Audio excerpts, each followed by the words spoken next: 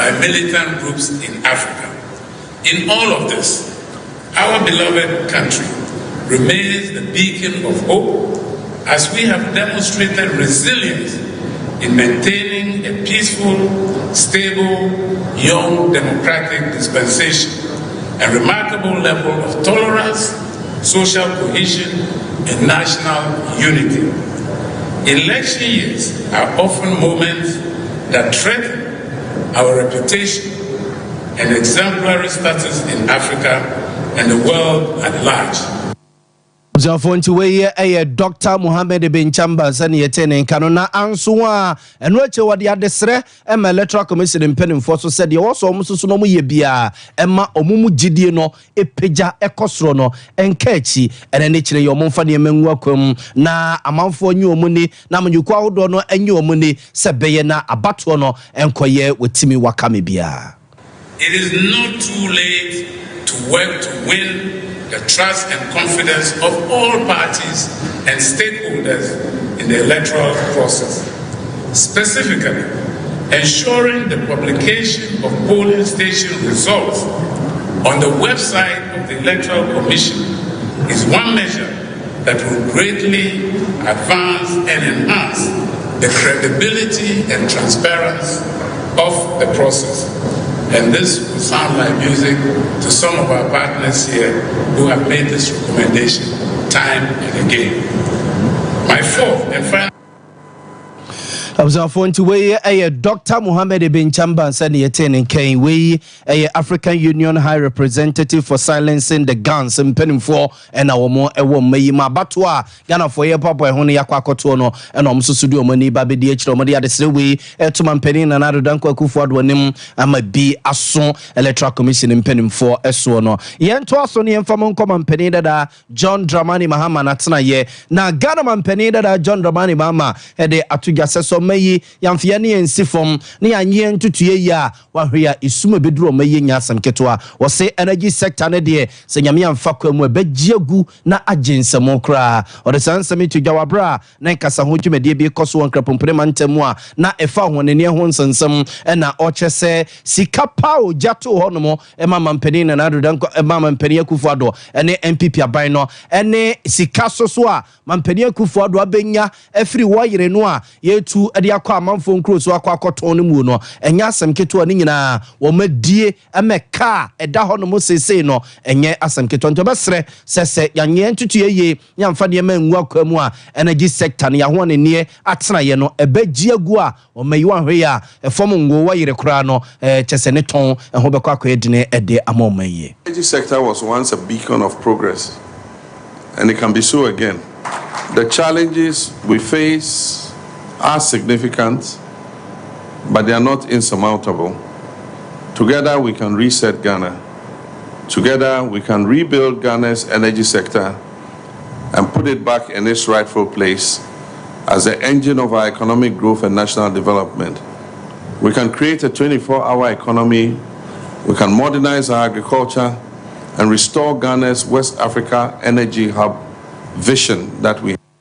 Observanti we mampeni dada John Dramani Mahama ni yetene nke na sadwumadi na sekro no a na emrasebe dwani a owo emrasebe gefie ma dese wo yape kusogo abaton peso yaso ora John Abdullah Jinapo na ono soso ewase bi na ono soso de ensam kakra etudwa efa gold for oil nsese ya mampeni abedi echi Dr. Alhaji Mahmoud Bawumia ene MPP aban na edi aba no ho kire se saa de no a eya na otate se MPP fo kasa de fa ho na mampeni abedi echire Dr. Alhaji Mahmoud Bawumia soso no ginimu je fans wo ho a na chese ne nsunu mu edwa no wo se ade na amfa o agiagu kasoso a ababeto ho no mu a Bank of Ghana mpedimfo entime enkasoso no yempimanim enti se yantutuye ya eno soso edidim sama wanwe ya ade be chedako na Ghana for petrol kra no yenye bi entone mpese ye de aguye kam amadwumayefo timi akwadwuma ora John Abdullah Jinaponsem a ono soso wode tudwa odwumadi na se efa gold for oil enhyehyɛ ho enie led to over 1 billion debt sitting on the books of Bank of Ghana. President Mama, with the greatest of respect to you, the gold for oil deal is not sustainable. It is not. We've done all the analysis and we've done all the simulation, and we can tell you that it hasn't even met its objective. The currency has depreciated from about 10 to the cedi to the dollar. Today at 16, the 50% supply they promised, they cannot meet it. Inflation is gone through the roof. Monetary policy is gone through the roof. Unemployment is in double digits. Debt to GDP went above 100%. Abzanfo ne NDC mrasebe jadi owo mrasebe je fiema desi owo yape kusogu abaton pesu aso ora John Abdullahi Jinapo na yetene nke we energy forum dwumadi e course won krapompene mantemo na ono soso ekoya ode sansemi kotudwa ewo ase afe yento aso ne yemfamo nkomenhia south abato empesu aso na no memenda de na esewani nsese ye ka kire wo edomo a agitwi ekogu menhia south abato empesu aso ekoka lawyer na eje bafo awu aho ema wo mo work etenetene o mapomu no na enya asem ketua ene emu mpanin emu nkokora emu mrewa emu enkwadan ketua nyina mpanifo atwetwa wura pepia nkoma ekune anintini ene koka lawyer na eje bafo awu aho ema work koso ewo menhia south abato mpesi aso na work na sie no na lawyer na eje bafo awu a wo gina dia men pepia manyuko no menhia south abato mpesi aso ede enkra mane NDC for says womu peu asantema de womo ede ene MPP NDC kura no ekofasi kakoko goldu ede begu kumasi akwan ene menhia south akwan so kura no a asantema de ene MPP abri bia no asantema be koso akai MPP no matoaba ede ama MPP amanyuku no lawyer na naje bafo agua ne nsem a wode etudwa ewo dwumadi na se eni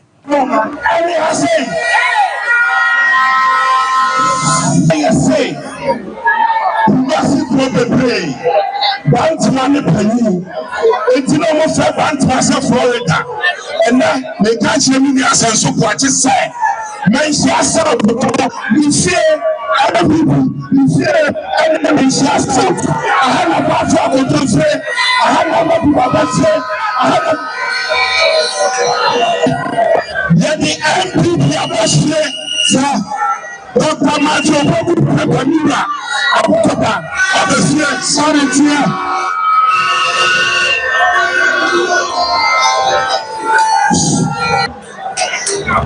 Umama Kenya Mebaye. Now, for a fear and 1% so about 60%. Now, almost even from Krabi now. Almost the agent say about your mama said, "Young to manage that, young to manage that." Say, and this is for but to me to our flags. I am mentioned out 10 years. Over to me at the gold. At the other mentioned out there. The real free and people is free anyhow. Menkaja will say, and you are Daruma, and Abes Park, Nanka, and your Astrotev. Menkaja will say, and you are Daruma, when we are the many Astrotev.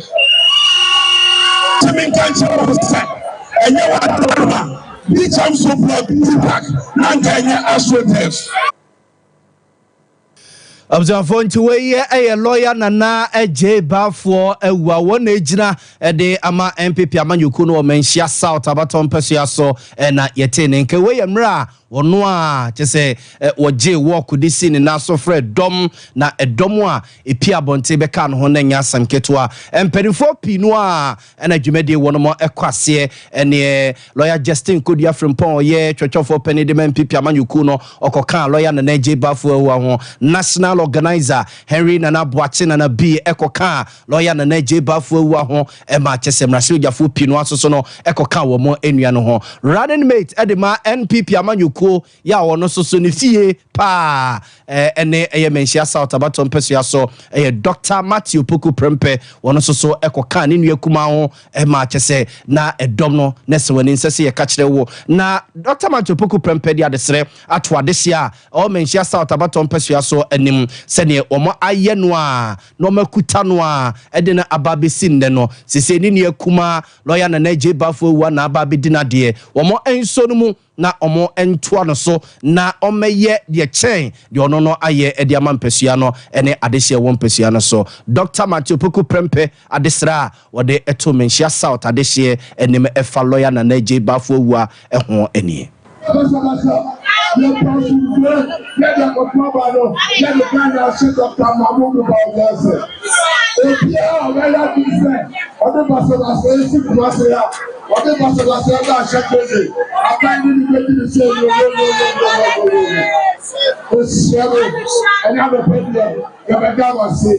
after the rest of the house to house, room to room, market to market, car to car, factory to factory, house to house to house. When the Lord complain, and I will say, "Tomorrow for your daddy, I shall do for your daddy." Let your body MPP. Who be not to have, not to join NBC. Let me give you a better capacity. Let me give you a better capacity. I don't want to food and all day. So if you are saturated here, now what you have the political that catch here, only party there outside Dr. Mahmoud Bawumia. Dr. Mahmoud Bawumia, I don't know about the book. Abuzanfo nti we Dr. Matthew Poku Prempe ono ene yetua pemu de ama MPP amanyuko ne Vice President Dr. Alhaji Mahmoud Bawumia omumye no ene kabom akwakoprem ampani edwa de ama NPP amanyuko no yento akase no so emfama mo sese o my Ghana ye ne Australia anase Austria man no ye kabom na yato kese ne ya yonkofa eda ye ntem no yasemu kinapa nam so mase ye no mo kase Austria aban no aba bebie wo mo atena ye foforo kra ewo enkrapompene mantemu a eba beboa emo mayi ye ne Austria ban no ene o man ye nkita wudi ho nsensem atu empone na omo minister ohwe eye European and International Affairs ho nsensem so Ra Jackson Alexander ensem odi tu dwamra na omo edi dwuma wo enkrapompene mantemu eni. This partnership is for us essential, and in this, if we look at that, Accra, Ghana is a logical partner. You are a beacon of stability, you're a beacon of democracy. And you mentioned beforehand, when we discussed in our four-eyed meeting, the Russian war of aggression, situation in the Middle East, ECOWAS, international multilateral developments, we have common approaches. For no chiro so afa wona hwe mayi ani amahodo nkita hudie ho nsensem so ma me shele ya yakobo twesoso no kasa kakra echichiremu emfaso a o mayi yebenya de afrisa yonkofa wi mu. The bedrock of our economic relations. However, economic engagements and growth in overall bilateral trade remains low, notwithstanding the many years of cooperation between Ghana and Austria. In this regard, there's a need for increased global collaboration through the fostering of economic linkages and partnerships for growth and development. Ghana hosts the headquarters of the African Continental Free Trade Area, and we hope that your business people will see doing business in Ghana as a stepping stone into the rest of Observe nti we so afa o hwe mayi ani amahodo nkita hudie ho nsensem so ma me shele ya yakobo twe ene yete ne nken yento aso na ye fomo enkonsem fufrom na oba pani a wosi America man no ene America ban na namu wo mayi mu ma me Virginia Palma na odi atwega se sa America man ne tenase na omo esese oman a wo madehye omo eya doso America man ni mu a osisese so omo keka ne masi ani a oman Ghana ye yakwa akotoso mienu se Ghana ene oman ye otoso mienu a na dehye eta kwa America se omo ekokosua de odi san semi to jawabra na America ban no ene America tenaya ewo omayi mu ene Ghana ban edi dwuma ede afa eye enwomasua ho. Ghana has been very successful in sending students to the United States. Ghana is the second largest sender in sub-Saharan Africa, and Ghana is 14th largest sender globally of students to graduate school in the United States. Again, tribute to the fact that Ghanaians. Observe nti we ma me Virginia Palma wono na esie America oman no anemu e wo Ghana mema say na education minister Dr. Osaya wadutwum esoso ebobonsem so kakra e de ekire mpanimfo. I want to wish them the best of luck. America is one of the greatest nations to have higher education in. They will challenge you. They will make you a critical thinker. And I hope that they will come back to Ghana after the education to contribute their quota toward the transformation of the country.